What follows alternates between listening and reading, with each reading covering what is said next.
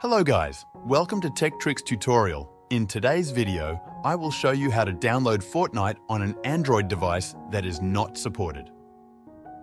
First, open your browser and search for GSM Fix Fortnite APK. Tap on the result that says Downloads APK Fix. On that site, look for the button labeled Download Now and tap it. This will download the Fortnite APK file to your device. After the download is complete, go to your Files app, open the Downloads folder, and tap on the Fortnite APK file.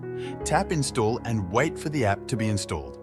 Once the installation is done, open the Fortnite app.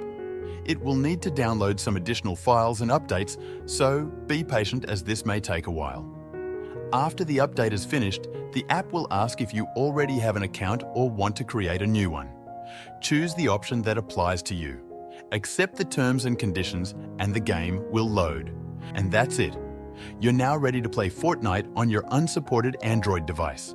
Thanks for watching this tutorial. If you found this video helpful, please like and subscribe to our channel for more tech tips and tutorials.